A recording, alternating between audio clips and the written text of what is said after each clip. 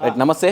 ప్రస్తుతం మనతో పాటు ఉద్యమకారుడు ప్లస్ ఎస్సీ ఎస్టీ కమిషన్ మాజీ చైర్మన్ ఎర్రుల సీనన్న ఉన్నారు. మాట్లాడే ప్రయత్నం చేద్దాం. అన్న నమస్తే. నమస్తే అన్న, ఎట్లా ఉండబోతుంది ఇప్పుడు కేసీఆర్ సభ అనగానే ప్రజలలో ఒక సపరేట్ వైబ్ క్రియేట్ అవుతూ ఉంటుంది. ప్లస్ అన్ని సభల లాగా కాకుండా ఇప్పుడు జరగబోయే రజతోత్సవం అనగానే ఇంకా ఒక డిఫరెంట్ వైబ్ క్రియేట్ అవుతూ ఉన్నది. ఒక నెల రోజుల ముందు నుంచే సన్నాహక సభలు అని చెప్పి భారీగా ఎక్కడికక్కడ కార్యకర్తలు, అభిమానులు అందరూ కూడా ఒక సభలు నిర్వహించుకోవడం జరుగుతూ ఉన్నది. ఎట్లా ఉండబోతున్నది అన్న నిజంగా?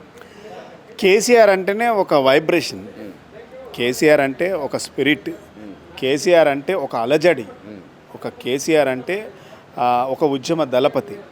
కేసీఆర్ అనగానే, కేసీఆర్ పేరు వినగానే చాలామందికి ఇట్లా గూస్ బంప్స్ వస్తుంటాయి అన్నట్టు. ఇట్లా రోమాలన్నీ నిక్కబడుచుకొని కేసీఆర్ నాయకత్వంలో పనిచేయాలి, కేసీఆర్ గారి మాటలు వినాలి, కేసీఆర్ ఏం చెప్తాడో వినాలి అనేటువంటి భావన తెలంగాణ ఉద్యమ స్పిరిట్ తెలిసిన ప్రతి వాడికి, అంటే నాకు తెలిసి ఈ తెలంగాణ రాష్ట్రం వచ్చిన తర్వాత తెలంగాణ ఉద్యమం కొట్లాడిన సందర్భం నుంచి ఎవరైతే ఉంటారో ప్రతి బిడ్డ ఇలా తెలంగాణ కేసీఆర్ వాయిస్ వినాలనేటువంటి స్ఫూర్తి, స్పిరిట్ ప్రతి ఒక్కరికి ఉంటుంది. అట్లా కేసీఆర్ గారు అట్లా చేయడం వల్లనే 14 సంవత్సరాలు సమైక్య రాష్ట్రంలో ఎన్ని కుట్రలు చేసినా, ఎన్ని కుతంత్రాలు చేసినా, తెలంగాణ రాకుండా ఎన్ని విధాలుగా అడ్డుకున్నా, అక్కరకరాని మాటలు మాట్లాడిన కేసీఆర్ గారు ఎప్పుడు కూడా ఒక్క మొక్కవోని దీక్షతో కేసీఆర్ గారి స్పిరిట్తో తెలంగాణ రాష్ట్రం సాధించుకున్నాం. ఆ స్పిరిటే ఇలా ఈ తెలంగాణ నిలబెట్టింది. ఆ స్పిరిటే ఇలా తెలంగాణ భారతదేశంలో ఒక ముఖచిత్రమైంది. ఒక ప్రత్యేకత ఉంది. తెలంగాణ అంటే భారతదేశంలో, ప్రపంచంలో గుర్తింపు తెచ్చినటువంటి మహానాయకుడు కేసీఆర్ గారు. కాబట్టి కేసీఆర్ గారు ఒక మీటింగ్ పెడుతుందంటే లక్షలాదిగా తరలి వెళ్తూ ఉంటారు. చెప్పినా చెప్పకపోయినా నేను సైతం అనేటువంటి భావన, ఒక వైబ్రేషన్ క్రియేట్ చేసినటువంటి నాయకుడు. ఎన్టీఆర్ తర్వాత అసలు అతి గొప్ప నాయకుడు ఎవరు అంటే ఈ రాష్ట్రంలో, ఈ దేశంలో కేసీఆర్ గారే. అంత అంత అంత గొప్ప వైబ్రేషన్ ఈ తెలంగాణ రాష్ట్రాన్ని క్రియేట్ చేసిన కేసీఆర్ గారిని తట్టుకోవాలన్నా, కేసీఆర్ ముంగట మాట్లాడాలన్నా ఎవరి తరం ఈ రాష్ట్రంలో ఎవరికి కూడా లేదు, 2 రాష్ట్రాలలో కూడా ఎవరికి లేదు. సో ఈ మీటింగ్కు జనం రావడం లేదంటే సక్సెస్ కావడం పెద్ద అది కాదు, కానీ ఈ సభకు ఒక ప్రత్యేకత ఉంది. ఏంటంటే కేసీఆర్ గారు అదే వరంగల్ సభలో, అదే వరంగల్ జిల్లాలో 25 లక్షల మందితో ఒక విశ్వరూప సభ పెట్టినాం. తెలంగాణ ఇస్తారా లేదని 25 లక్షల మంది. అంటే 25 లక్షల మంది అంటే ఒకసారి ఊహించుకోండి ఎట్లుంటుంది. ఇలా అన్ని దారులు వరంగల్ వైపే, అందరి చూపు వరంగల్ వైపే, దేశం చూపు వరంగల్ వైపే. ఇలా చాలామంది ఏమనుకుంటారంటే ఇంటికి ఒకరు రావాలి అని అనుకుంటున్నారు, ఇంటికి 2 రావాలనుకుంటున్నారు. కొంతమంది అయితే సొంతంగా ఖర్చులు పెట్టుకొని రావాలనుకుంటున్నారు. కొంతమంది వెహికల్ పెడితే చాలు మేము వచ్చి వస్తాం. కేసీఆర్ గారి లేని లోటు ఈ 16 నెలల్లో కనబడుతుంది. కేసీఆర్ గారు మళ్ళీ రావాలి, మళ్ళీ మీరే సీఎంగా ఉండాలి. ఈ 16 సంవత్సరాల పాలనను మేము చూడలేకపోతున్నాం, జీర్ణించుకోలేకపోతున్నాం. ఈ 16 నెలల్లో తెలంగాణ అంతా ఆగమైపోయింది, విధ్వంసం అయిపోతున్నది. సమైక్య రాష్ట్రంలో ఏ విధమైనటువంటి పరిపాలన చూసినామో అదే పరిపాలన ఇక్కడ మళ్ళీ రిపీట్ అవుతూ ఉన్నది.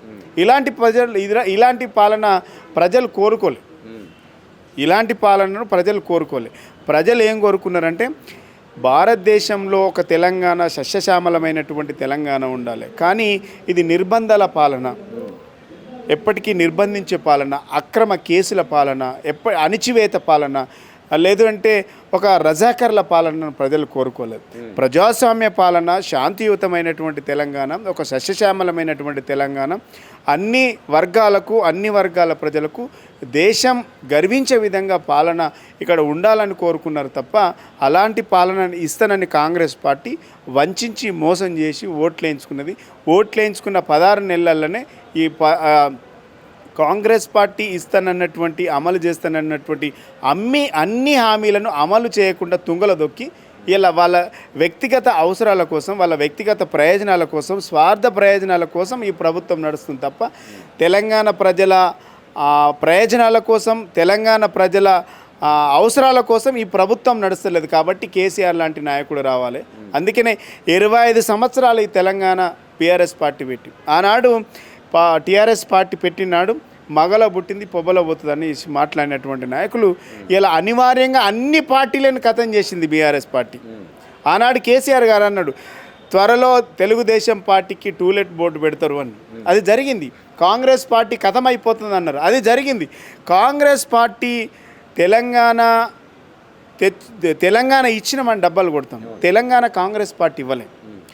తెలంగాణ ప్రజలు, తెలంగాణ ఉద్యమాన్ని నడిపినటువంటి కేసీఆర్ గారు ఢిల్లీ మెడలు వంచి ఈ రాష్ట్రంలో ఉన్నటువంటి అన్ని రాజకీయ పార్టీల మెడలు వంచి అనివార్య పరిస్థితిలో, దిక్కులేని పరిస్థితిలో, రాజకీయ మనుగడ లేని పరిస్థితిలో అన్ని పార్టీలు ఖచ్చితంగా తెలంగాణ ఇయ్యాలని చెప్పినటువంటి సందర్భం క్రియేట్ చేసినటువంటి నాయకుడు కేసీఆర్ కదా. ఆ సందర్భం వల్లనే తెలంగాణ ఇచ్చిండ్రు. అది ఎవరికి ఆ ఘనత ఎవరికి దక్కుతుందంటే కేసీఆర్ గారికి. ఇలా కేసీఆర్ కనుక లేకుంటే తెలంగాణ ఉద్యమం లేదు, జై తెలంగాణ నినాదం లేదు, అసలు తెలంగాణ వాణ్ణి అని చెప్పుకునేటువంటి గర్వత లేదు నీకు, అర్హత లేదు నీకు. అవన్నిటిని కూడా సమైక్య రాష్ట్రంలో 65 సంవత్సరాల్లో తెలంగాణ యాసను, భాషను, నీకున్నటువంటి హక్కులను కూడా ఖతం చేసిండ్రు సమైక్య రాష్ట్రంలో. ఈ హక్కులన్నీ ఉండాలంటే తెలంగాణ రావాలి, ఈ హక్కులన్నీ ప్రజలకు దక్కాలంటే తెలంగాణ రావాలి, ఈ హక్కులన్నీ ప్రజలకు వర్ధిల్లాలంటే తెలంగాణ రావాలి, ఈ హక్కుల కోసం కొట్లాడాలంటే తెలంగాణ రావాలి. ఈ ప్రజలకు శ్రీరామ రక్ష తెలంగాణ రాష్ట్ర సమితి అని కేసీఆర్ గారు నమ్మి దేశంలో 16 రాష్ట్రాలను ఒప్పించి పార్లమెంటును కూడా ఒప్పించి ఇలా తెలంగాణను తీసుకొస్తే వీళ్ళందరూ మంత్రులైనరు, ముఖ్యమంత్రులైనరు. వీళ్ళు తెలంగాణకు, తెలంగాణ ఉద్యమానికి సంబంధం లేనివాడు కూడా ఇలా కేసీఆర్ గారి పైన మాట్లాడడం అంటే ఇక వాళ్ళంతా అల్పులు, అవివేకులు, దద్దమ్మలు, అజ్ఞానులు ఎవరు ఉండరని నా ఉద్దేశం. అన్న ఇదే అంశం మీద మాట్లాడదాం. ఇప్పుడు ఇంత పెద్ద చరిత్ర కలిగినటువంటి కేసీఆర్ని పట్టుకొని వాడు వీడు అని చెప్పి నిన్న మొన్న ఒక కాంగ్రెస్ ఎమ్మెల్యే ఉచ్చరించిన సందర్భం చూసినాం. దీనికి ఏం చెప్తారన్న? అల్పులు, అజ్ఞానులు అట్లే మాట్లాడతారు. కేసీఆర్ గొప్పవాడు కాబట్టి, కేసీఆర్ జ్ఞానుడు కాబట్టి వీళ్ళందరి మాటలు ఎప్పుడు కూడా పట్టించుకోడు. కాబట్టి ఈ అల్పుల గురించి, అజ్ఞానాల గురించి మనం తక్కువ కాదు. కేసీఆర్ గారిని ఈ 25 సంవత్సరాల్లో చాలామంది తిట్టిండ్రు. కేసీఆర్ ఎప్పుడు కూడా మాట్లాడలే. ఆనాడు అంబేద్కర్ గారిని కూడా చాలా సందర్భాలలో రకరకాలుగా అవమానపరిచిండ్రు. అంబేద్కర్ గారు కూడా ఏనాడు కూడా చిన్నబుచ్చుకొని ఆయన ఎప్పుడు కూడా టెంప్ట్ కాలేదు, ఎవరి మీద విష ప్రచారము లేకుంటే ప్రకటనలు చేయలే. ఇలా అదే స్పిరిట్తో కేసీఆర్ గారి పైన ఎన్నిసార్లు చిల్లర మాటలు మాట్లాడినా కూడా కేసీఆర్ గారు తన లక్ష్యం, తన ధ్యేయం తెలంగాణ రాష్ట్రమే తప్ప వేరే లేదు. కాబట్టి ఇవన్నిటి గురించి కేసీఆర్ గారు ఎప్పుడు మాట్లాడలేదు. ఒక మాట చెప్పాలంటే సూర్యుని మీద ఉమ్మేస్తే అది తిరిగి తనపైన పడుతుంది. కేసీఆర్ గారి మీద ఎవరైనా మాట్లాడితే తిరిగి వాళ్ళకే వర్తిస్తే తప్ప వేరేటోళ్ళ వరకు. ఇది చాతగాని మనుషులు, అల్పులు, అజ్ఞానులు, స్వార్థపరులు, చాతగాని వాళ్ళు చేసేటువంటి ప్రకటనల కింద చూస్తాం తప్ప కేసీఆర్ గారిని తిట్టి పెద్ద లీడర్ కావాలనుకుంటారు.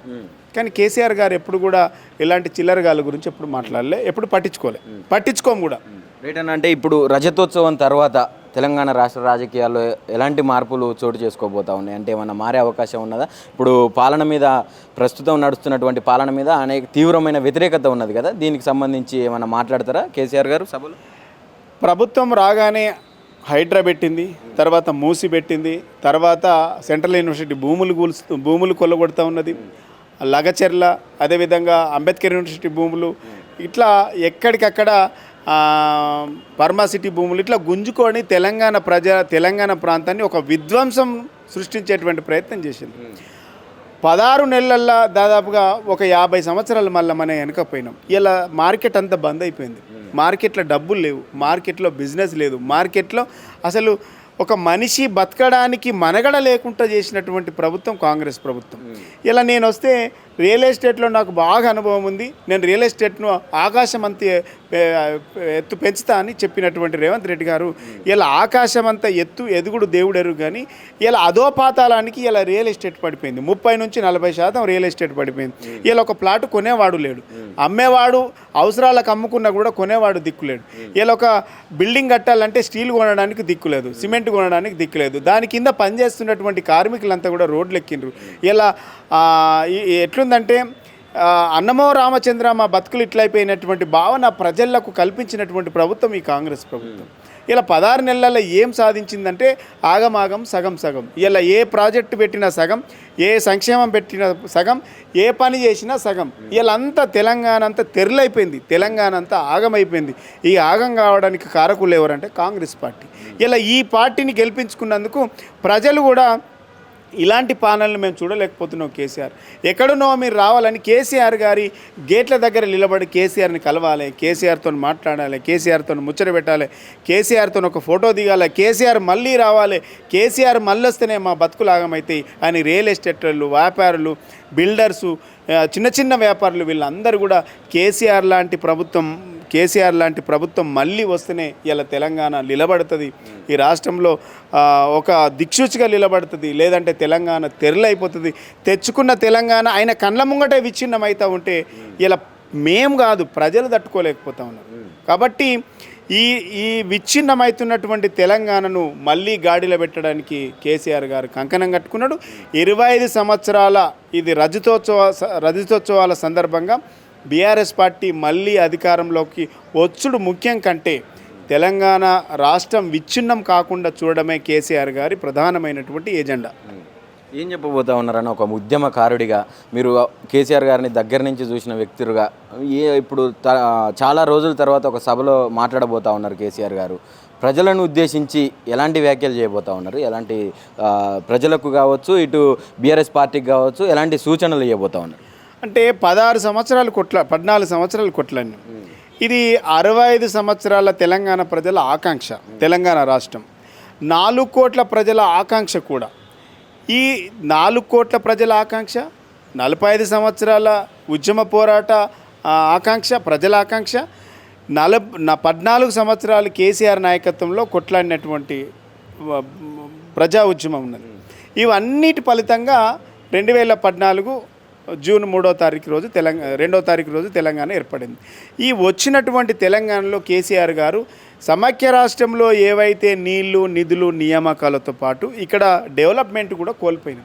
ఇవన్నిటిని కూడా 10 సంవత్సరాలలో కేసీఆర్ గారు తన శాయశక్తుల భారతదేశంలో ఒక తెలంగాణ ఒక ఎగ్జాంపుల్గా, ఒక మోడల్గా చూపించగలిగిండు. కానీ 16 సంవత్సరాల తెలంగాణ, 16 నెలల్లో తెలంగాణ విచ్ఛిన్నమైపోతూ ఉంటే కేసీఆర్ గారు చూసి తట్టుకోలేకపోతుండు. నా కళ్ళ ముందే నేను తెచ్చినటువంటి తెలంగాణ ఆగమవుతున్నది, ఇలా విచ్ఛిన్నమవుతున్నది, విధ్వంసం చేస్తూ ఉన్నారు కాంగ్రెస్ పార్టీ నాయకులు. డెఫినెట్గా నా గొంతులో పానముండగా తెలంగాణను విచ్ఛిన్నం కానియా. ఇలా తెలంగాణ విచ్ఛిన్నమవుతున్నది, విధ్వంసం జరుగుతూ ఉన్నది.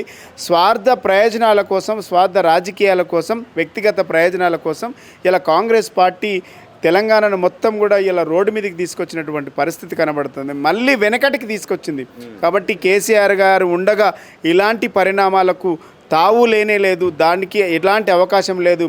మళ్ళీ తెలంగాణను పునర్నిర్మాణం చేసి తెలంగాణ ఎట్లయితే ఉండెనో 10 సంవత్సరాల కింద అలాంటి తెలంగాణ నిర్మించాలన్నదే కేసీఆర్ గారి యొక్క లక్ష్యం.